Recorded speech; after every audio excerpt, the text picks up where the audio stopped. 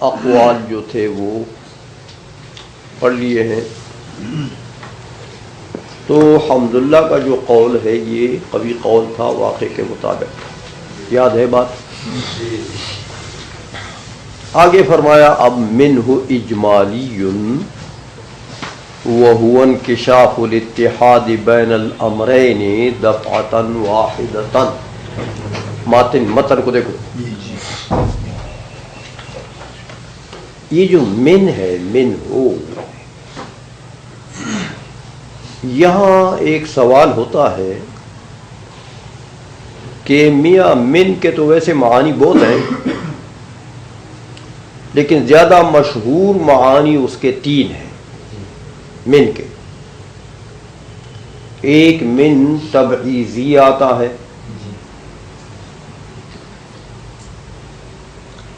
سمجھ میں آ گئی ہے، اور ایک من جو ہے وہ ابتدائی آتا ہے، ابتدا کے لیے، ابتدا پر دال ہوتا ہے، ابتدا کے لیے. سمجھ میں آ گئی ہے. تو زیادہ مشہور تو اس کے یہ دو معنی ہیں. دیکھو میاں، من تبعیضیہ ہو، وہ تبیینی آتا ہے لیکن وہ تو سمجھ میں آئیے.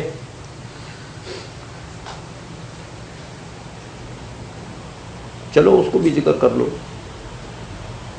بیانیہ من، تو اعتراض یہ ہوتا ہے کہ میاں یہ یہاں جو من ہے، یہ جو ظاہر اور متبادر اس کے تین معنی ہیں، ان میں سے کوئی بھی نہیں بنتا ہے یہاں پر. یہ من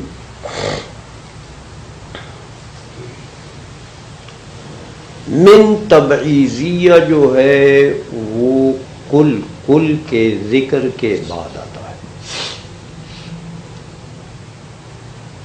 کل بعض کل کا ہوتا ہے نا،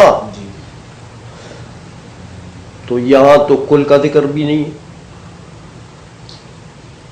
تو من تبعیضیہ کیسے بنا؟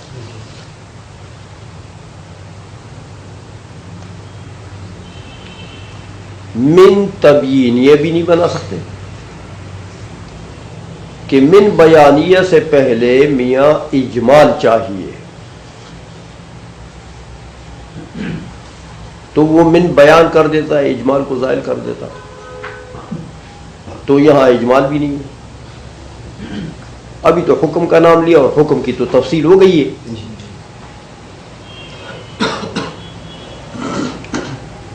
تو وہ بھی نہیں ٹھیک ہو سکتا. من ابتدائیہ بھی نہیں بن سکتا، کیونکہ من ابتدائیہ کے مقابلے میں الا آتا ہے. جیسے آپ مثال دیتے ہیں صرف تو من البصرۃ الی الکوفۃ،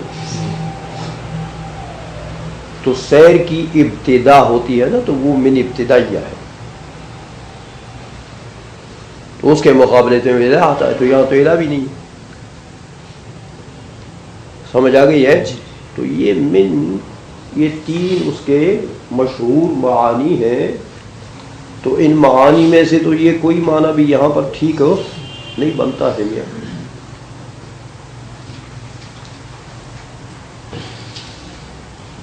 یہ ایک اعتراض من پر ہوتا ہے.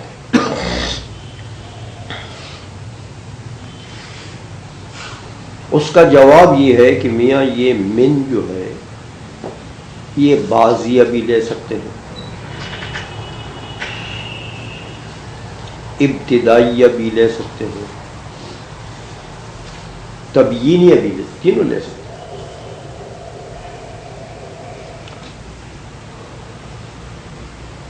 اگر من ہم تبعیضیہ لیں تو آپ کیا کہیں گے؟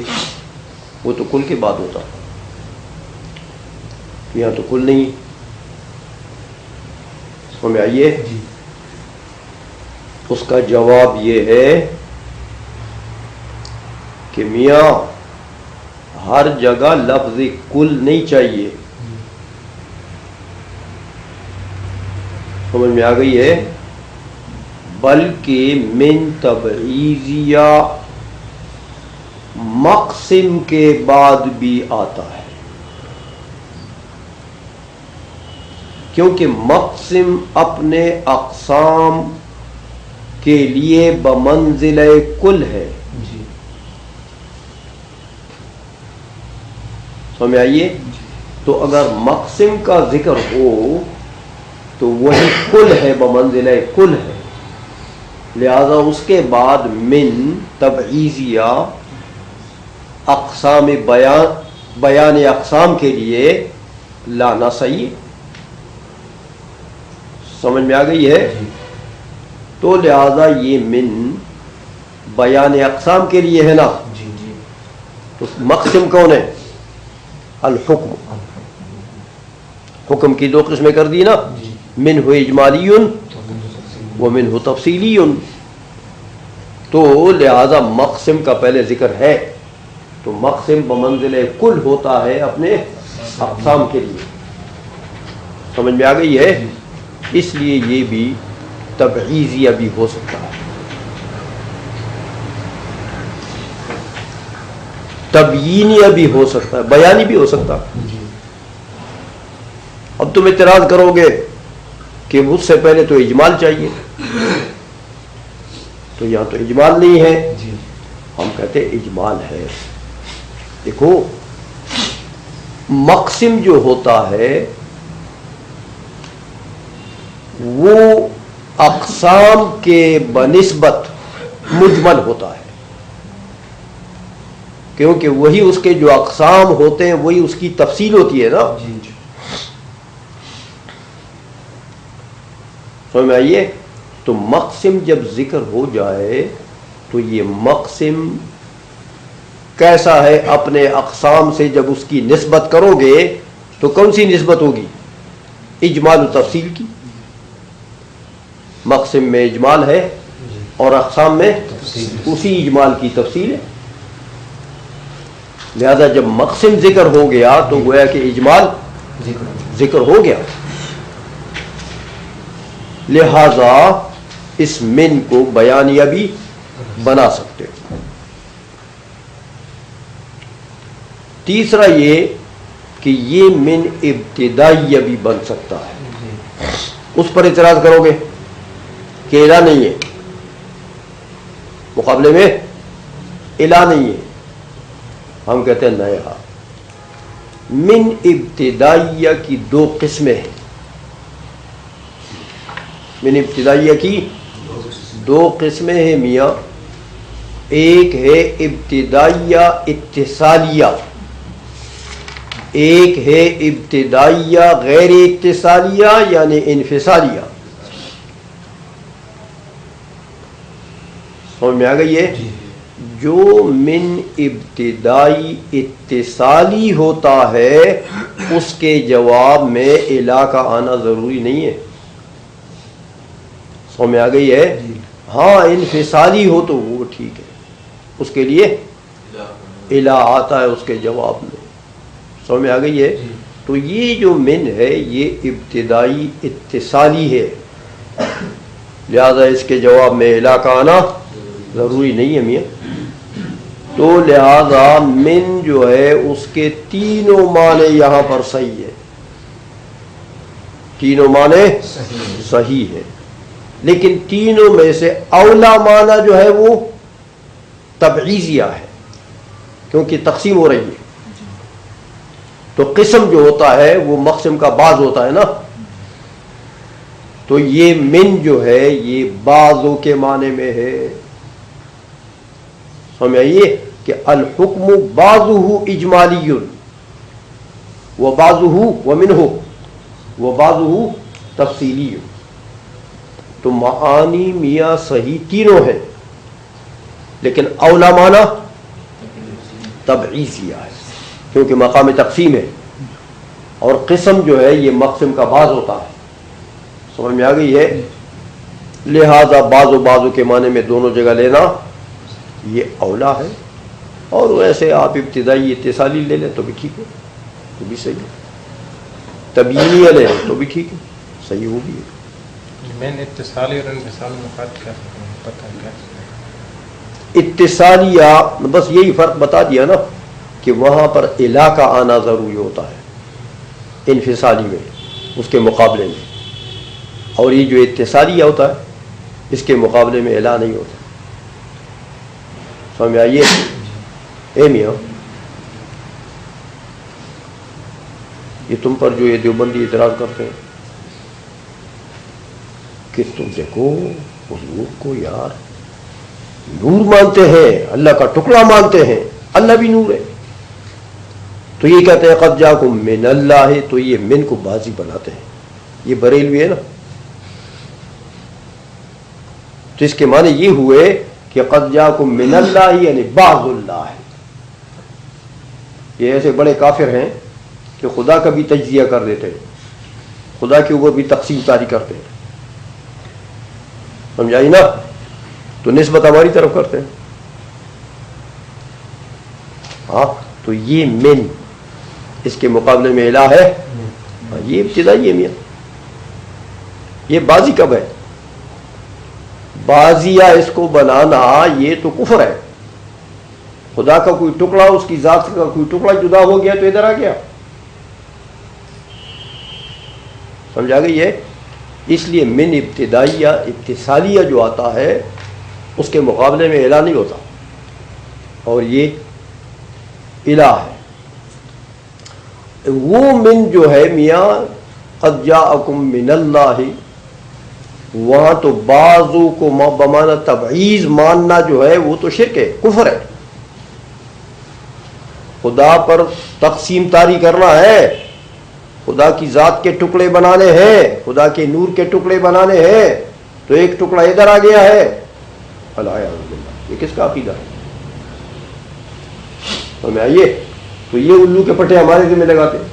یہ بریلویوں نے لکھا. بریلوی جس سے مبرہ ہے جس چیز سے، وہ اسی ہمارے ہم پر توپتے. پتہ نہیں ان کے ابوں کا عقیدہ ہوگا کہ ان کے ابے تو خدا کے لیے بھی جہت مانتے ہیں. ابن تیمیہ نے تصریح کی ہے کہ خدا کے لیے جہت ہے، تو جس کے لیے جہت ہو وہ جسم ہوتا ہے میاں. تو جو جسم ہو اس کی تبعیض بھی صحیح ہے، اس کے ٹکڑے کر رہا. ہاں عقیدہ ان خبیثوں کا ہے اصل میں. یہ ہمیں آئیے کہ خدا کو جسم مانتے ہیں نا، تو جسم کے ٹکڑے کرنا تو صحیح ہے. مادہ ہے اس میں، حیولہ ہے، صورتی جسمیہ ہے. ہمیں آئیے تو جو مادی چیز ہو اس پر تو تقسیم تاری کرنا ٹھیک ہے. اور فلاسفہ تو کہتے ہیں الجسم یقبل القسمۃ لا الہ نہایہ، پڑھ چکے ہو فلسفے میں. سمجھ آ گئی ہے؟ تو ان کے نزدیک تو خدا جسم ہے العیاذ باللہ، اور پھر لا الہ نہایہ تقسیم قبول کرے گا. ہاں تو ان کا عقیدہ یہ بھی ہو سکتا ہے کہ یہ حضور کی ذات بھی ایک ٹکڑا ہے، ادھر آ گیا ہے، ایک ٹکڑا ہماری طرف آ گیا. یہ ان کے مذہب کی تفسیر تو ٹھیک ہے، لیکن ہمارے مذہب کی تفسیر یہ غلط ہے. تو یہ اپنا برادہ ہم پر توپتے ہیں. سمجھے وہ بات کو؟ اس لیے من ہمارے نزدیک بازی نہیں ہے. ہم تو خدا کی ذات کو منزہ سمجھتے ہیں، جسم و جسمانیات سے، مکان و مکانیات سے، زمان و زمانیات سے منزہ سمجھتے ہیں. اس کے اوپر تقسیم تعریف نہیں ہو سکتی. اور اس قسم کے من اگر آئے بھی ہیں کہیں قرآن میں یا حدیث میں، تو وہ من تبعیضیہ نہیں بن سکتے. ہمارا عقیدہ یہ نہیں ہے. تبعیضیہ بنانا ہم کفر سمجھتے ہیں. بات سمجھ آ گئی ہے؟ اچھا، اب فرماتے ہیں کہ میاں وَهُوَ انکشاف الاتحاد بین الامرین، وَهُوَ کی ضمیر عائد ہے اسی حکم اجمالی کی طرف. منہ اجمالی، اجمالی صفت کا صیغہ ہے نا، تو موصوف نکالنا پڑے گا نا. تو موصوف کون ہے؟ حکم.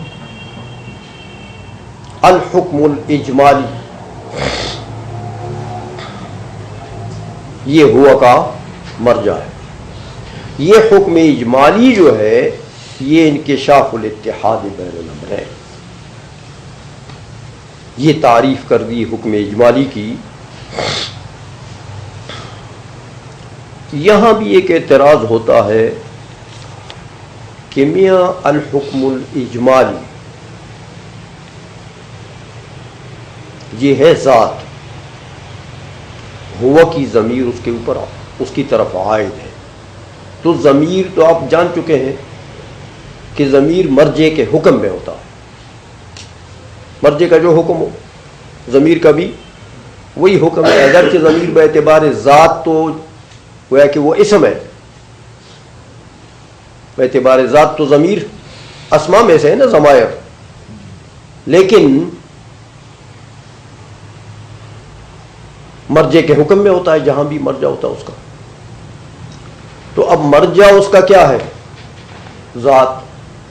الحکم الاجمالی. اور انکشاف کیا ہے؟ مصدر. تو مصدر تو وصف واضح ہوتا ہے. تو وصف محض کا حمل لازم آ گیا ذات پر. تو یہ حمل تو ٹھیک نہیں ہے. علامہ بہاری نے کیسے عبارت بولی ہے؟ یہ اعتراض ہوتا ہے. تو اس کا جواب یہ ہے کہ میاں یہ انکشاف بولے ہیں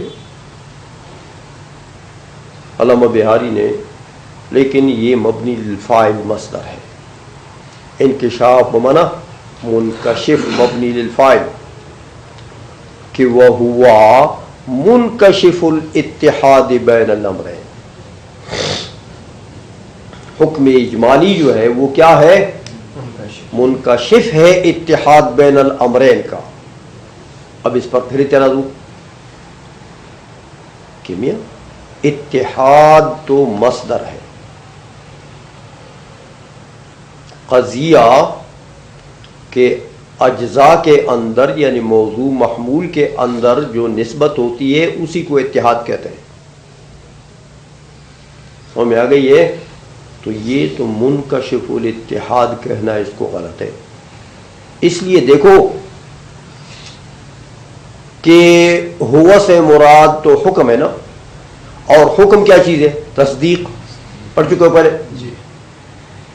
تو تصدیق تو اپنے متعلق کے لیے منکشف ہو سکتا ہے، لیکن جو چیز اس کا متعلق ہی نہیں ہے اس کے لیے کیسے منکشف ہو گیا؟ نسبت تو مصنف کے نزدیک، علامہ بہاری کے نزدیک تصدیق کا متعلق کون ہے؟ قضیہ مجملہ، نسبت نہیں ہے. آگے بتا رہے ہیں جی، آگے خود بتا رہے ہیں. دیکھو متن میں کہ والنسبت انما تدخل فی متعلق الحکم بالتبعیت. متن سنم کہ نسبت جو ہے یہ تو متعلق حکم میں بالتبع داخل ہے، یہ متعلق حکم نہیں ہے، بالتبع اس میں داخل ہے. اور اس لیے بالتبع داخل ہے کہ ان کے نزدیک، علامہ بہاری کے نزدیک، تصدیق کا متعلق کیا چیز ہے؟ قضیہ مجملہ. قضیہ تو میاں تصدیق منکشف ہو سکتی ہے اپنے متعلق کے لیے. تو نسبت تو اتحاد تو اس کا متعلق ہے ہی نہیں، تو اس کے لیے کیسے منکشف ہو گیا؟ اس کا کشف کیسے کر دیا؟ بات سمجھ میں آ گئی ہے؟ یہ ایک سوال ہوتا ہے کہ اتحاد تو اس کا متعلق نہیں ہے، نسبت، اتحاد سے مراد نسبت، تو نسبت تو متعلق تصدیق ہو نہیں ہے. ان کے نزدیک تو متعلق تصدیق کیا چیز ہے؟ قضیہ مجملہ. تو تصدیق اپنے ہی متعلق کے لیے بے شک سبب انکشاف ہو سکتا ہے، لیکن جو شے اس کا متعلق نہیں ہے اس کے لیے تو سبب انکشاف نہیں ہے. سمجھ میں آئیے؟ تو یہ سوال یہاں پر ہوتا ہے. اس کا جواب یہ ہے کہ میاں دیکھو انکشاف تو معنی منکشف میں ہو گیا، اور الاتحاد بین الامرین، یہ صرف اتحاد کا معنی نہ کرو نا یار، صرف اتحاد اگر لوگے تو ٹھیک ہے، بمعنی نسبت ہے، لیکن یہاں بین الامرین کو کدھر لے جاؤ گے اگر اتحاد کو جدا کر دیا تم نے؟ سمجھ آ گئی ہے؟ اس لیے بینا صلہ ہے کس کا؟ اسی اتحاد کا. بینا صلہ ہے کس کا؟ اسی اتحاد کا. تو وہ تو اس سے جدا نہیں ہو سکتا، لہذا دونوں ملا کر ترجمہ کرو گے. اتحاد اور بین الامرین ملا کے تو پھر ترجمہ کرو گے. تو اے میاں اتحاد بین الامرین عبارت ہے کس سے؟ پورا مجموعہ عبارت ہے کس سے؟ قضیہ مجملہ سے. سمجھ آئیے؟ تو اب منکشف کی بات ٹھیک ہو گئی ہے، سمجھ آ گئی ہے کہ تصدیق یعنی حکم اجمالی جو ہے، تصدیق اجمالی جو ہے وہ سبب انکشاف ہے کس کے لیے؟ قضیہ مجملہ کے لیے. اب کلام ٹھیک ہو گیا، بات سمجھ میں آ گئی ہے؟ یہ ہے میاں. اب قضیہ مجملہ کے لیے منکشف ہے، سبب انکشاف ہے، سبب کشف ہے قضیہ مجملہ کے لیے. اب میاں قضیہ جو ہے جو متعلق بن گیا تصدیق کا مجملہ، پہلے تو اس عبارت پر یہ اعتراض ہے کہ جب قضیہ مجملہ کے لیے قضیہ مجملہ متعلق بنا کس کا؟ تصدیق کا، تو یہ دو قسمیں کر رہے ہیں کس کی؟ تصدیق کی. منہ اجمالی و منہ تفصیلی. تو جب قضیہ مجملہ متعلق ہے تو منہ تفصیلی کیسے ہوا؟ سمجھ رہے ہو؟ تصدیق کا متعلق کون ہے؟ قضیہ مجملہ. تو جب تک قضیہ مجملہ ہے تو تصدیق اجمالی کے لیے تو ٹھیک ہے وہ متعلق بن سکتا ہے. جب قضیہ مجملہ اس کا متعلق ہوا تو تصدیق اجمالی تو ٹھیک ہے، لیکن تصدیق تفصیلی کیسے ہوگی؟ تو یہ تو دوسری قسم بنا رہے اس میں، ومنہ تفصیلی. تو تصدیق تفصیلی کدھر سے آئے گی؟ جب اس کا متعلق مجمل ہے، متعلق میں اجمال ہے، تو ادھر تصدیق میں تفصیل کدھر سے آئے گی؟ سمجھ رہے ہو؟ یہ ایک اعتراض ہوتا ہے ومنہ تفصیلی پر. اوپری سے اوپر جا رہی ہے کہ اندر جا رہی ہے؟ سمجھ آئیے؟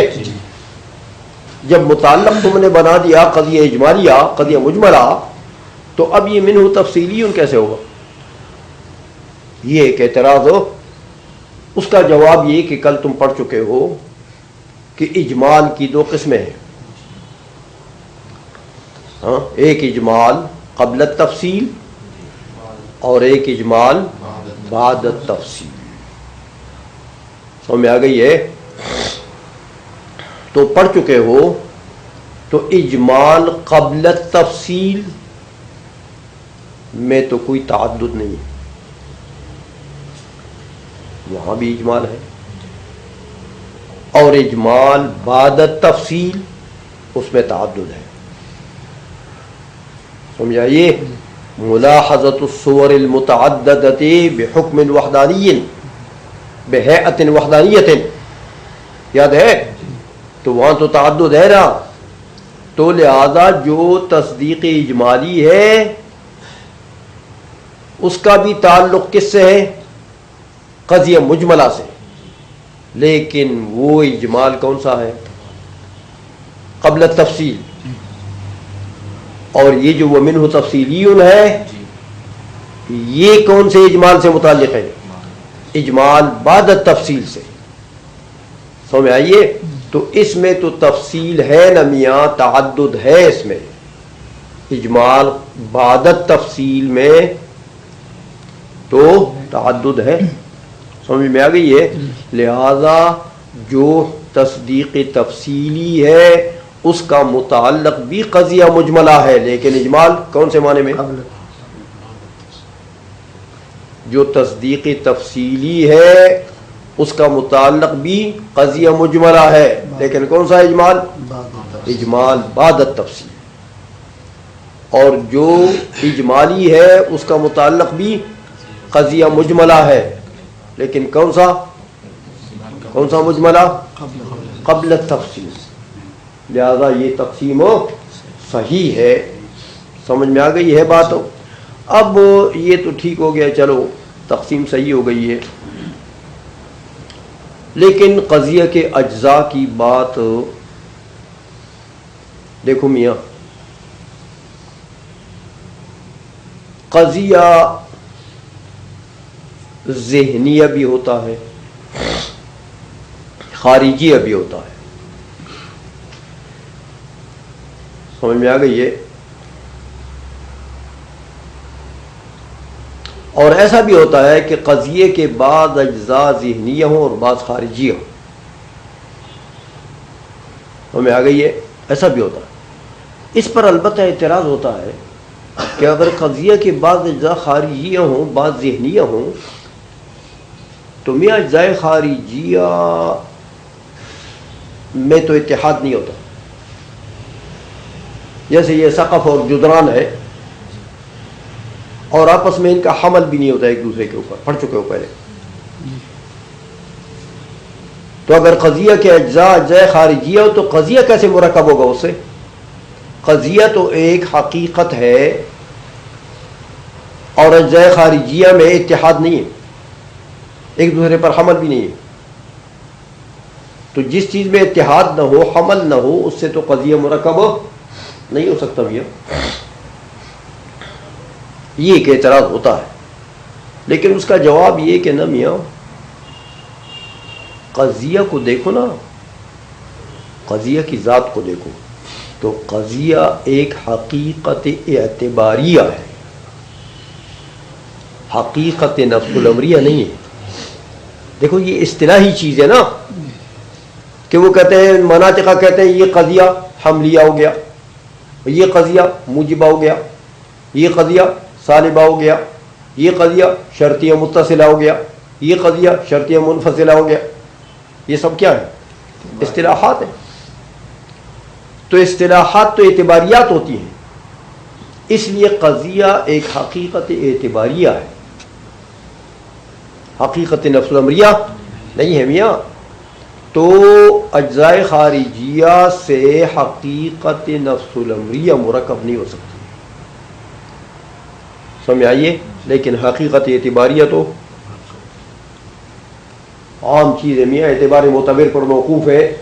اگر اعتبار معتبر کرے تو ہے، نہیں تو نہیں ہے. سمجھ میں آئیے؟ لہذا حقیقت اعتباریہ جو ہے وہ تو ہر چیز سے مرکب ہو سکتی ہے میاں، محالات سے بھی مرکب ہو سکتی ہے. اجزاء خارجیہ تو پیچھے رہ گئے. سمجھ میں آ گئی ہے؟ اس لیے قضیہ خارجیہ بھی ہوتا ہے، قضیہ ذہنیہ بھی ہوتا ہے. اس کے اجزاء اگر ذہنیہ ہیں اور اس کے اجزاء گڑبڑ بھی ہو سکتے ہیں، کوئی بات خارجیہ ہو تو بات، کیونکہ اعتباری حقیقت ہے، معتبر نے جیسے اعتبار کر لیا ویسے ہو جائے گا. سمجھ میں آ گئی ہے؟ البتہ واقعہ میں نفس الامر میں اصطلاح مصطلحین کے مطابق اس میں 3 اجزاء ہوتے ہیں متقدمین کے نزدیک. سمجھ میں آئیے؟ ایک نسبت تامہ اور ایک موضوع محمول. یہ 3 اجزاء معتبرین یعنی جو قدما ہیں، حکما قدما، ان کے نزدیک اجزاء قضیہ 3 ہے اور یہ ان کا اعتبار ہے بہرحال. سمجھ میں آ گئی ہے؟